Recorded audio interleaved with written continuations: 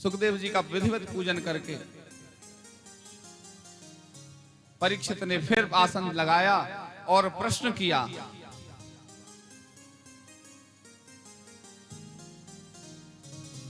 हे महाराज, मरने वाले को जिसकी मृत्यु 7 दिवस में होने वाली हो, क्या करना चाहिए जिससे उसे मुक्ति प्राप्त हो जाए, मृत्यु का भय समाप्त हो जाए। अब ये सुखदेव जी तो परम वीतरागी संत हैं, स्वार्थ से कोई प्रश्न करे तो उसके पास तो एक क्षण न ठहरे। यहां क्या है, प्रश्न ही सुखदेव के सामने परीक्षित ने बदल दिया है।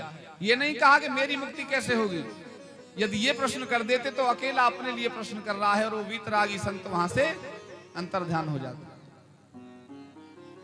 उन्होंने प्रश्न किया, इस संसार में म्रियमाणस्य से किम कर्तव्य, मरने वाले को क्या करना चाहिए जिससे वो मुक्त हो जाए। सुखदेव जी ने कहा, हे परीक्षित, हे धर्म धुरंधर, संसार के कल्याण की भावना से तुमने बहुत अच्छी बात पूछी है। मैं जानता हूं कि तुम्हें 7 दिवस में मृत्यु प्राप्त होने वाली है, लेकिन प्रश्न अपने लिए न कहकर के तुमने संसार के कल्याण की भावना से प्रश्न किया है, तो मैं अवश्य तुम्हें स्थिर होकर के इससे मुक्त करके जाऊंगा। परीक्षित, तुम्हारे पास 7 दिवस है। ये तो 7 दिवस में पूरा जीवन होता है, 7 दिवस से अलग तो कोई दिवस ही नहीं है।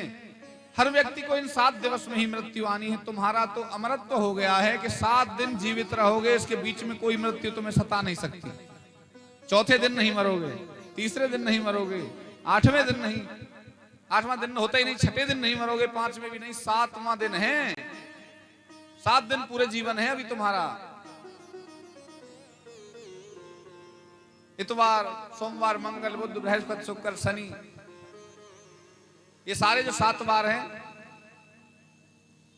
इनमें ही सबको मृत्यु आनी है। इनसे अलग किसी को कोई वार में आनी है क्या? नहीं आनी। परीक्षित को तो ऐसे मुक्त किया उन्होंने बातों से, सुखदेव जी महाराज ने, कि 7 दिवस तुम अमर हो चुके हो, अब चिंता मत करो, आसन जमा कर बैठो। राजा खड़वांग को तो एक घड़ी में मुक्ति प्राप्त हो गई थी। जब उन्हें पता चला कि मरने वाले हैं, तो उन्होंने सब कुछ त्याग करके समाधिस्थ होकर के भगवान का चिंतन किया और उसी से उनको मुक्ति प्राप्त हुई थी। राजा खड़वांग, ऐसा कोई जीव नहीं है जिसे मृत्यु नहीं आनी। परीक्षित, ये हो सकता है कि तुम्हें अपनी मृत्यु दिख गई है और किसी को दिखती नहीं, अचानक आ जाती है, बस इतना अंतर है। कोई कबूतर जब बैठा हो और बिल्ली उसके सामने आ जाए तो वो घबरा करके अपना नेत्र बंद, अपने नेत्रों को बंद कर लेता है डर करके, और वो सोचता है नेत्र बंद कर लूंगा तो बिल्ली दिखेगी नहीं। जब बिल्ली दिखेगी नहीं तो क्या ऐसा हो सकता है कि बिल्ली खाएगी भी नहीं? ऐसे ही ये संसार में जीव है, मृत्यु सबको आनी है, नेत्र बंद हैं, मौत दिख नहीं रही है, मृत्यु का दर्शन नहीं हो रहा, इसलिए हम डर नहीं रहे हैं। अचानक से आएगी, एक ही दिन में सब होगा, घबराहट भी उसी दिन और मृत्यु भी उसी दिन। परीक्षित को पहले पता चल गया है, बस निश्चित हो गया है। हमको भी पहले ही पता है, लेकिन हम नेत्र मूंदे बैठे हैं। मृत्यु का भान सबको है, आएगी, लेकिन हम आज में जी रहे हैं, भविष्य का भी विचार नहीं कर रहे हैं, अंत में क्या होना है। ये जीवन इसी प्रकार का है। करना क्या चाहिए? एक देश में सब ऐसे लोग रहते थे जो विज्ञानवादी थे, भगवान से कोई दूर दूर तक संबंध नहीं था। सबका कार्य था कि जितना आंखें खुली हैं जब तक काम करो, धन कमाओ, सुख से रहो और सो जाओ। उस देश में कोई साधु पहुंच गया। अब साधु का काम क्या है? भगवान का मनन चिंतन कीर्तन गुणगान करना। बोलो गोविंद भगवान की। कथा प्रसंग से विमुख जा रहे हैं, ध्यान इधर रखें। वो साधु उस देश में पहुंचा, राम राम करने लगा, कीर्तन करने लगा गलियों में, तो वो लोग उसे द्वेष करने लगे। उन्होंने कहा ये कहां से पापी आ गया, हमारे काम में, हमारे कार्य में विघ्न डाल रहा है। अब कीर्तन करें कि हम अपना काम करें। अपने राजा के पास ले गए, बोले पता नहीं ये क्या गीत गाता रहता है, सब स्त्रियों को बहका रहा है, काम नहीं करने दे रहा है, राम राम का कोई पाठ पढ़ाता है, कीर्तन करो ऐसा कहता है। राजा बोला बांध लाओ। अब उस देश में एक प्रथा थी कि जिसको दंड देना होता था उसे 1 वर्ष के लिए राजा बना देते थे, और फिर 1 वर्ष बाद क्या हाल होता था उसका, 7 समंदर पार काला पानी की सजा जैसे एक ऐसे द्वीप पे छोड़ देते थे जहां ना जल है मीठा, ना पेड़ है, ना कोई रहने को घर है, कोई व्यवस्था नहीं है। 1 साल तक राजा बनाओ और फेंक दो उसको फिर 7 समंदर पार उस द्वीप पर। अब राजा बना दिया गया, बांध के लाए थे और राजा बन गया। साधु बोला बड़ी आश्चर्य की बात है, दंड देने लाए थे, राजा बन गया हूं। सब बोले 1 वर्ष बाद पता चलेगा महाराज, तुम्हें पानी भी नहीं मिलेगा ना अन्न मिलेगा, भूखे सूख जाओगे वहीं पर भूखे प्यासे। अब जब राजा बन गया है तो पूरी सत्ता हाथ में है। ये बात सुनकर साधु डर गया कि साल भर बाद क्या होना, 1 वर्ष बाद क्या होना है। अब उस साधु ने 1 वर्ष तक अपने नगर में कोई भी काम राजकोष से नहीं कराया, सबसे अपना इकट्ठा किया, और वो 7 समंदर पार जो द्वीप था उसी पर पेड़ पौधे बाग इत्यादि और मीठे पानी के कुएं लगा दिए। कुआ बावड़ी तालाब वन उपवन मकान नगर बसा दिया उसने, किसी को कुछ पता नहीं।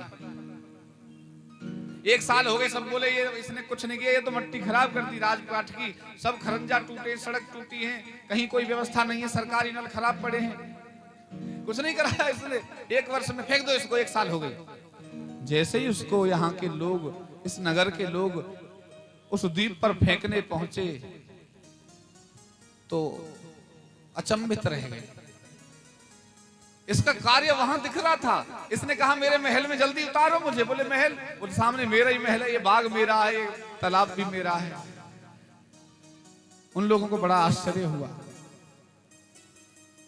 हम भी 1 वर्ष के लिए यहां राजा बने हैं, लेकिन जब हमें फेंका जाएगा उस द्वीप पर, ना पानी ना भोजन, कुछ नहीं मिलने वाला है उसमें, उस लोक के बारे में हम विचार नहीं कर रहे।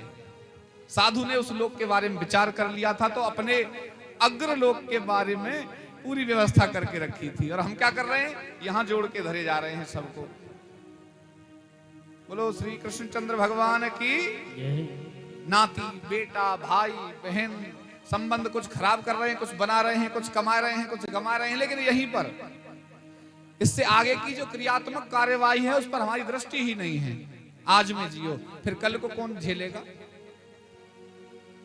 फिर कल का भी जो दिन होगा वो उस दिन का आज होगा, कल भी आज होने वाला है। आज का आज खत्म होकर कल का आज जब बनेगा ना, तो वो पीड़ा तुम्हें सताएगी। इस दृष्टांत के माध्यम से कथा कहती है, परलोक के लिए इंतजाम कर लो। परलोक का इंतजाम ना किए तो बड़ी पीड़ा होने वाली है। परीक्षित भी वही कर रहे हैं, इंतजाम कर रहे हैं मरने से पहले आगे का, कि 7 दिवस हैं, इनमें क्या करें।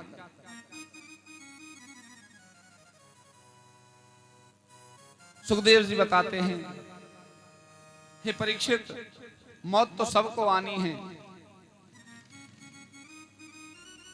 जान कोई बिरला ही रहा है। सबसे पहला काम तो जितासनो जित श्वासो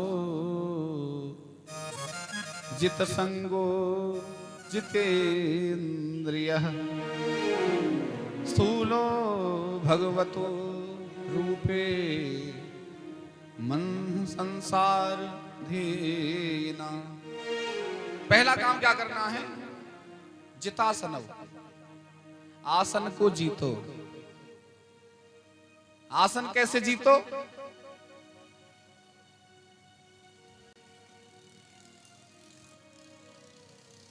बोलो कृष्णचंद्र भगवान की। जितासनव, आसन जीतो। आसन का अर्थ जीतने का है कि जहां बैठे हो, कभी इधर पैर, कभी उधर पैर, कभी पैर पीछे तो कभी आगे, दसों दिशाओं में पैरों की आवृत्ति बदल जाती है। ये आसन जितना नहीं, ध्यान हमारा घुटने और दर्द और पैर की तरफ हो जाता है। आसन को सिद्ध कर लो। एक आसन पर बैठ करके जब तक ध्यान लगाया, कोई भी दिक्कत नहीं, कोई समस्या नहीं, कोई परेशानी नहीं। ये आसन जीत लो। जित श्वासो, श्वास को जीतो। अब श्वास कैसे जीती जाएगी? धीरे से खींचनी है, धीरे से रोकनी है, धीरे से फिर छोड़नी है। अब इससे क्या होगा? इससे जो मन की भागम भाग है ना, जल्दी ये कर दो, वो कर दो, वो कर दो, जैसे ही सांसों की गति होगी ऐसे ही मन की आवृत्ति हो जाएगी। श्वास श्वास पर राम भज, वृथा श्वास मत खोए, ना जाने किस श्वास को आमन होए न होए। कैसे जीती जाए श्वास?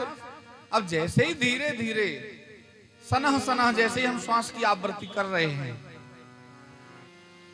ऊपर सांस ली तो भगवान का नाम, रोक दी तो भगवान का नाम भी हृदय में रुक गया।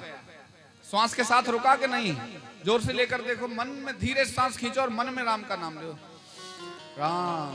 अब रोको, भीतर स्थापित करो। अब राम रुक गया ना हृदय में। उसके बाद जब छोड़ेंगे तो निकलेगा नहीं, चिपका है हृदय से, बद्ध होकर के चिपक गया है शब्द के साथ। राम, राम मैंने पहले ही बताया था कि राम स्वरूप को नहीं जानना। एक राम दशरथ का बेटा, एक राम घट घट में बैठा, एक राम का सकल पसारा, एक राम सब जग से न्यारा। ये चार नहीं है। अब भगवान राम, अगर भगवान के एक ही रूप को मान लेंगे तो और तीन राम कहां जाएंगे? वही राम दशरथ का बेटा, वही राम घट घट में बैठा, वही राम सब जग का, जितने भी संसार है सब जग पसारा, पूरे संसार में व्याप्त है। और वही राम सब जग से न्यारा, वही राम पूरे संसार से अलग भी, रहते हुए भी संसार में, संसार से अलग है। उसका चिंतन है ये, जो कृष्ण में भी है। कृष्ण भी वही है, राम भी वही है। अन्यत्र देवता जो हम समझते हैं उनका स्वरूप भी वही है। अर्थात तो परमात्मा बुद्धि बना लेनी है। आत्म बुद्धि सब है, जड़ और चेतन। जड़ शरीर को लेकर के इसमें आत्मा का बात सब समझते हैं, आत्मा है। जितने भी आस्तिक लोग हैं, आस्तिक का अर्थ है, मेरे मतलब है ऐसे लोग जो जानते हैं कि वेद सत्य है, वेद में निष्ठा रखने वाले लोग आस्तिक होते हैं, और वेद को जो नहीं मानते हैं वो नास्तिक होते हैं। थीस्ट और अथीस्ट। तो जितने भी आस्तिक लोग हैं आत्मा को मानते हैं, नास्तिक लोग नहीं मानते। ऐसे भी हमारे यहाँ फिलोसफी हुई है, दर्शन हुए हैं। चारवाक दर्शन है, नहीं मानता भगवान को। बौद्ध दर्शन है, नहीं मानता। इससे अलग जैन धर्म है, जैन धर्म का दर्शन है, वो भी वेद को नहीं मानता। ये तीन दर्शनों को छोड़ के जितने भी फिलोसफी हैं, जितनी भी भाव व्यक्तियां हैं, जितने ऋषि मुनियों ने जितने सिद्धांत बनाए हैं, वो 6 के 6 पूरे आस्तिक हैं।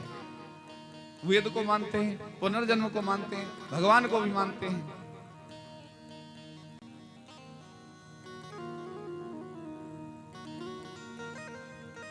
चारवाक तो उल्टा ऐसा कहता है महाराज, यावत पीवेद यावत जीवेत सुखम जीवेत, जब तक जियो सुख से जियो, चिंता नहीं करनी है। अब कोई सज्जन बोले तो फिर बोले खाने को कुछ ना हो तो ऋणम कृत्वा घृतम पिबेत, अरे कुछ ना हो तो कर्ज ले लो और घी भी सब पियो आराम से, कर्ज लेके घी पियो। ऋणम कृत्वा घृतम पिबेत। इसके बाद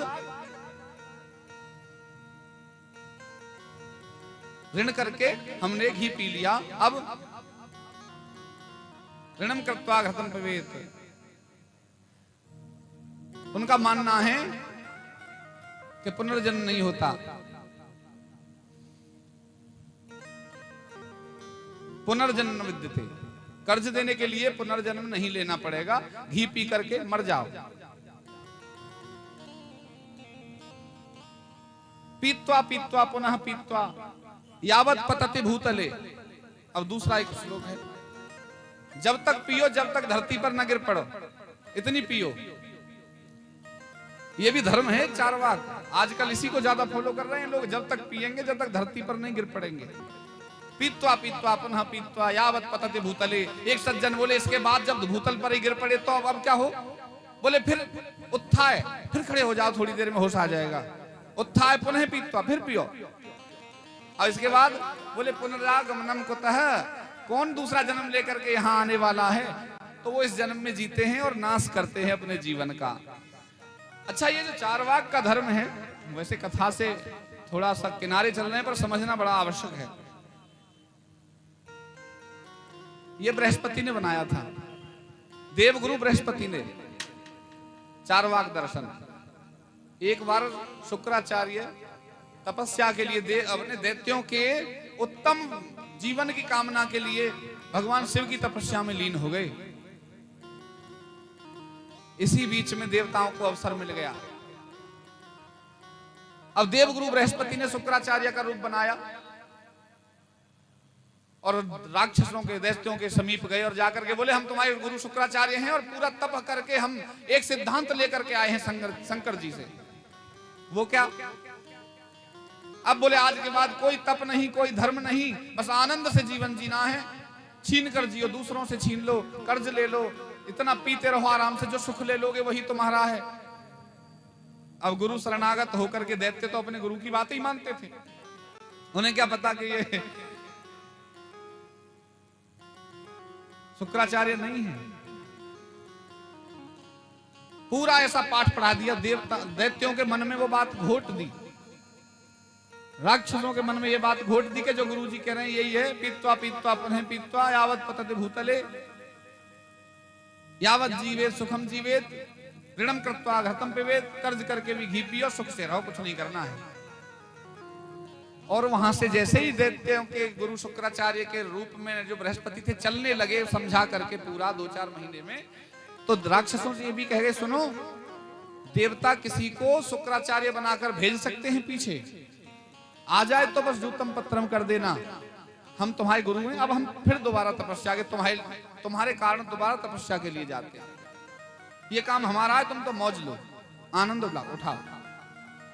पीछे से शुक्राचार्य आए, अब देखा तो उन्होंने सब पी पी करके यावत पीत्वा ऐसे पिए हुए पड़े, सुख से जी रहे हैं, पुनः पीत्वा फिर पी रहे हैं, खड़े हो करके पी रहे हैं, फिर गिर रहे हैं। अरे बोले ये क्या हो गया, मैंने ऐसा तो कभी नहीं कहा।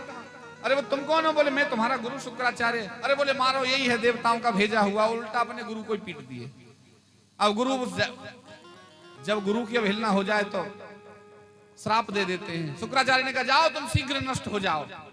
राक्षसों को उल्टा हो गया, बोले अच्छा मुझे ही गुरु नहीं मान रहे। ये चारवाक सिद्धांत बृहस्पति के द्वारा बनाया हुआ था, लेकिन वो दैत्यों के लिए था, मनुष्यों के लिए और देवताओं के लिए नहीं था। जैन धर्म में भी जो तीर्थंकर हुए हैं उन्होंने भी अपना अलग स्वभाव बनाया, अपनी भाव व्यक्ति अलग कर दी। बौद्ध धर्म में भी, जैन धर्म में एक हो गए श्वेतांबर, एक हो गए दिगंबर, उनमें भी अलग अलग ये धर्मों का जैसे ही समय बढ़ता चला गया, सनातन टूट टूट करके छोटे छोटे बुद्धिजीवियों ने अलग अलग करके इसको विक्षिप्त कर दिया। बौद्ध धर्म भी इसी से बना, उसमें भी 2 दर्शन हैं। तीसरा दर्शन एक और नवयान, हीनयान, महायान 2 थे।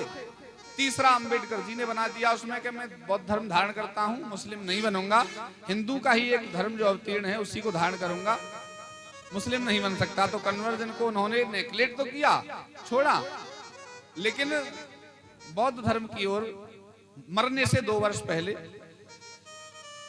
आगे बढ़ गए, बौद्ध धर्म से थोड़ा सा प्रभावित हो गए। लेकिन दोनों जो नीतियां थी उनकी, हीन और महायान, उनमें उनकी आस्था नहीं थी। उन्होंने कहा मैं नवयान, एक तीसरी और परिस्थिति पैदा करूंगा, नवयान। नवयान में भी चार्वाक का ही पूरा असर दिखाई देता है। बोलो गोविंद भगवान की। बीच प्रसंग में ये जानकारियां बह गए थे, इधर फिर वहीं आ जाते हैं गंगा किनारे। तो जो परम धर्म है वो है ईश्वर प्राप्ति। व्यास जी का और सुखदेव जी का, इधर मैत्रेय जी का कहना, इधर ब्रह्मा जी का कहना, नारद जी ने भी ये कथा जैसे कही तो उनका भी ये कहना, एक ही मूल बात है, जब तक आनंद से परिवार के साथ जीते रहो, जब तक कर्तव्य परायणता है। कर्तव्य जैसे ही धीरे धीरे निकल जाए या परम धर्म सामने आ जाए, ये धर्म है, परिवार में जी रहे हैं, धर्म से जी रहे हैं, जब परम धर्म सामने हो, ईश्वर प्राप्ति सामने हो, तो इन धर्मों को छोटा मान करके छोड़ देना चाहिए जो आज परीक्षित के सामने है। परम धर्म की ओर आगे बढ़े हैं सब, घर को त्याग करके। श्वास को जीत लिया, आसन जीत लिया, जित संगो।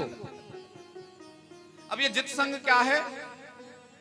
संगति पर भी विजय प्राप्त करो, या तो ऐसी संगति कर लो कि जो अच्छी हो, बुरी संगति कर रहे हो तो उसे अपने जैसी अच्छी बना लो, और नहीं तो संगति को छोड़ दो। अब संग भी कई प्रकार के हो गए हैं कलयुग में। पहले तो मानव मानव का दोस्त था, अब मानव मोबाइल का दोस्त हो गया है, मानव टीवी का दोस्त हो गया है, मानव वारुणी का दोस्त हो गया है, खान पान का शौकीन हो गया है। ये दोस्ती है उसकी, ये संगति ही है। इनसे जितना भी दूर रह सके, क्योंकि कलयुग में संगति का प्रभाव बहुत जल्दी होता है, और संगति भी यहां अशुभ ही प्राप्त होती है, क्योंकि हर जीव के भीतर, हर मनुष्य के भीतर रावण बैठा है, और जब चर्चा होगी तो रावण की ही होगी ज्यादातर। और जब भगवान की चर्चा तक पहुंचेंगे, जब तक मृत्यु सामने आ चुकी होगी, वो भी प्राप्त नहीं हो पाएगा। जब तक हम ये सोचेंगे कि हमारा जीवन अभी बहुत बड़ा है, परिवार के साथ काटने दो, क्या पंडित जी ऐसी बात बताते हैं, कौन ज्ञानी ऐसा बताता है, हमें तो अभी घर में जीना है। वृद्धावस्था आ गई, किस में करोगे? बुढ़ापे में पूजा पाठ, जप तप नियम आचार जब करेंगे। अब ना तो जीव काम कर रही है, ना बुद्धि काम कर रही है बुढ़ापे में, ना शरीर काम कर रहा है बुढ़ापे में। पानी ठंडा पी के तो सर्दी हो जाती है, पैरों में दर्द हो जाता है, तो क्या पिए? गर्म पानी पी रहे हैं। सब चीजें ऐसी बिगड़ गई हैं कि पूजा के अनुकूल कोई, जप के अनुकूल कोई विषय वस्तु शरीर की नहीं रह गई है। इसलिए हे प्राणी, ईश्वर का चिंतन समय रहते कर लिया जाए। जित संगो, जो संगति ईश्वर के चिंतन में बाधा डालती है उसे छोड़ दिया जाए। ऐसे संगति को जीतो। जितेंद्रिय हो, इंद्रियों पर विजय प्राप्त करो। वो कैसे? हमारी जिह्वा, बाजार में गए, हमें पता नहीं सुंदर महक जलेबी की आ गई, तत्काल मन को संकेत हुआ जलेबी खानी है, जलेबी की तरफ बढ़े। पैसा था, खाते रहे, शुगर हो गया, जवानी में ही शुगर हो गया। आप पूजा पाठ जवानी में भी नहीं होना है, युवावस्था में भी, यौवन भी बेकार। अच्छी भली बुरी चीजें खा ली, वारुणी का पान कर लिया, पहले ही कम समय मिला था जीवन के लिए, अब दिन के 6 घंटे तो वारुणी पी करके बेहोशी में बीतते हैं। अब कैसे भगवत भजन होए? इंद्रियों पर विजय हासिल करो। सबसे पहले क्या करना है? मन को जीतना है। मन इंद्रियों का राजा है। मन को जीत लिया तो सब इंद्रियां मन के कंट्रोल में रहती हैं, सब जानते हैं, लेकिन करता कोई नहीं है। मन को कैसे जीता जाए? मन को राम नाम के चाबुक से इतना छेदा जाए कि वो दोबारा उठने की हिम्मत न करे अपनी बुराई के लिए। कौन कौन राम नाम का चाबुक मन पर बजाते हैं सुबह शाम? उल्टा राम नाम में चाबुक मार देंगे। बोले अभी राम नाम नहीं, अभी छोरा की शादी हुई है, अभी बहू के हाथ की रोटी नहीं खाई है, अच्छी तरह 2-4 साल खा लें, उसके बाद फिर एक और इच्छा जागृत हो जाएगी, अभी नाती और हो जाए। अब जब नाती दादी और बाबा कहता है तो उसका आनंद अलग हो जाता है। अब 2 वर्ष भी अगर नाती नहीं हुआ, अब उसकी चिंता पे चिंता है जीवन में, अपने आप ओढ़ लेते हैं चिंता। ये नहीं पता चिंता चिता समायुक्ता बिंदु मात्रम विशेषतः सजीव दहते चिंता निर्जीव दहते चिता। ये चिंता चिता से भी ज्यादा अग्नि दाह करने वाली है। मृत शरीर जो जड़ हो गया है, जिसमें कुछ ऊर्जा ही नहीं है, उसे तो चिता जलाती है, चिता। लेकिन जिसके भीतर अभी तो आत्मा विद्यमान है, अहंकार विद्यमान है, मन बुद्धि चित्त विद्यमान है, उसको जीवित रहते हुए कौन जला देती है? चिंता। अब ये चिंता आती कहां से है? किस बाजार में मिलती है? ये मिलती है कुसंग के बाजार में। सत्संग में ये डर जाती है, भाग जाती है। अच्छा, अभी किन किन को चिंता है? जितने यहां बैठे हो बताओ सही से, हाथ खड़े करो। चिंता अभी मुक्त करते हैं चिंता से। हम हो ना हो तो मैं जरूर करके भेजेंगे। करो हाथ उठाओ। कोई है ऐसा जिसको चिंता है यहां बैठकर? हमसे भी अच्छे हो आप, किसी को चिंता नहीं है। देखो यहां बैठ के सबको पता है कि परम धर्म सामने है, ठाकुर सामने है। घर तो बहुत छोटी चीज है, घर मिले ना मिले, ठाकुर मिल जाए। बताओ फिर घर की इच्छा किस किस को है? कोई करेगा इच्छा घर की?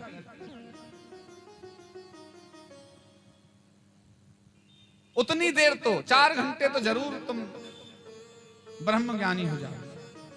एक चौधरी साहब, किसी ने बताया सत्संग में गए, ठाकुर का दर्शन करो, ठाकुर का दर्शन करो। बोले कहां मिलता है? बोले द्वारका में। कृष्ण भगवान कहां मिलेंगे? द्वारका में मिलेंगे।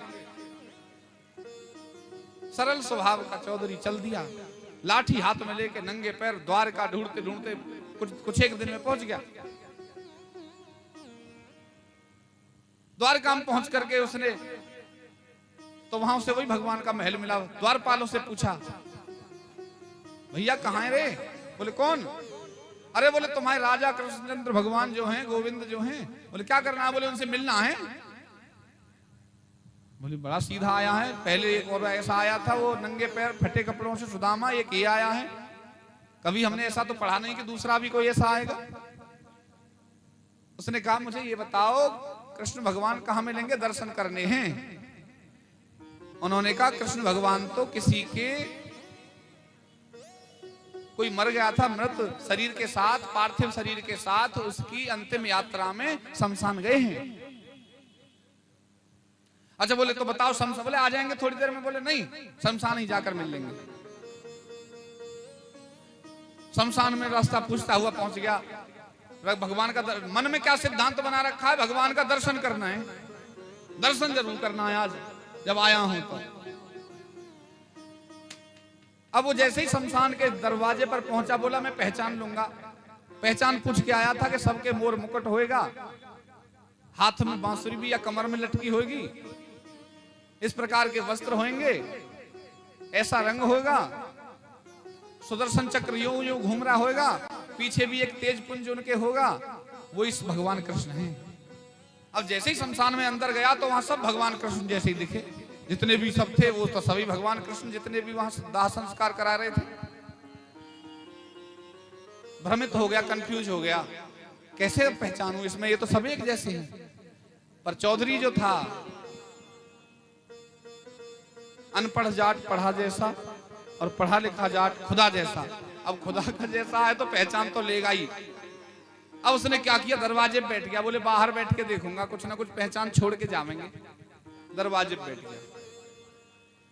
अब जितने भी भगवान कृष्ण के स्वरूप थे दरवाजे तक आते और 2-4 कदम चलते चलते फिर सामान्य मनुष्य बन करके निकल लेते। गेट से बाहर आते आते सब साधारण हो जाते। अब एक मोर मुकुट वाला बाहर आके भी मोर पंख लगाए, चक्र सुदर्शन लिए, अकेला रह गया। अरे बोले यही भगवान कृष्ण हैं। मिल गए भगवान कृष्ण के पास पहुंच गया। अरे बोले भक्त तूने पहचाना कैसे?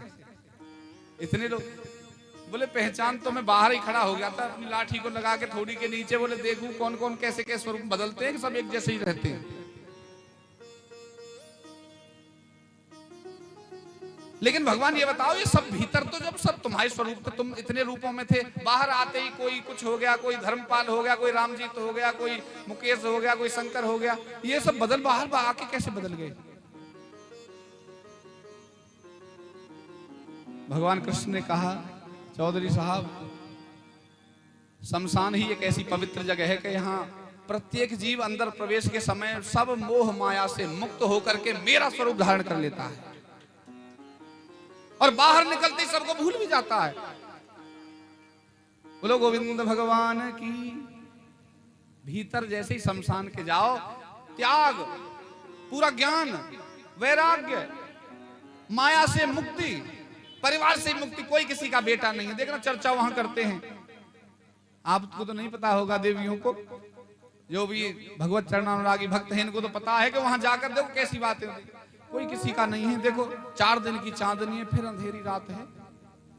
देखो बेचारे ने कितना कमाया और क्या ले गया साथ में? पूरा ब्रह्म ज्ञान, अर्थात पूरा पीछे तेज जो है ज्ञान का वो भी रहता है और हाथ में माया काटने के लिए सुदर्शन चक्र भी उनके हाथ में है कि सुनो कुछ नहीं है, छोड़ो सबको। बोले ठीक कह रहे हो भैया, सबको छोड़ देना ही ठीक है। जैसे ही शमशान की चौखट से बाहर आए, शमशान के परिसर से बाहर निकले, लड़का रास्ते में जा रहा, अरे बोंगी में दरवाजा उधर साइड से करियो, पूरब से, बरसात तो भी ना आएगी, भीगेगा ना दरवाजे से भूसा। अरे तेरी मां न्यार काटने गई है, गड्डी को उठा ला। ऐसा सब माया से लिप्त हो जाते हैं। बाहर आते फोन चालू हो जाएगा पहले तो, अच्छा सुनो हो गया दाह संस्कार, अभी हम निकल रहे, तुरंत भोजन बनाओ, काम पे निकलेंगे, दुकान लेट हो गई। ये भीतर तो सब कृष्ण थे, बाहर सब मायामय हो गया। बोलो गोविंद भगवान की। जित संगो जितेंद्रिय, मन को नहीं जीत पाए। यदि कृष्ण बने रहते, अंतर कितना है भगवान में और साधारण जीव में, इतना सा अंतर है। जो सुख में सुखी नहीं होता, जो दुख में दुखी नहीं होता, ये ईश्वर की परिभाषा है। आप ऐसा कर लो, पूरी भगवान की शक्तियां आपके भीतर प्रकट हो जाएंगी।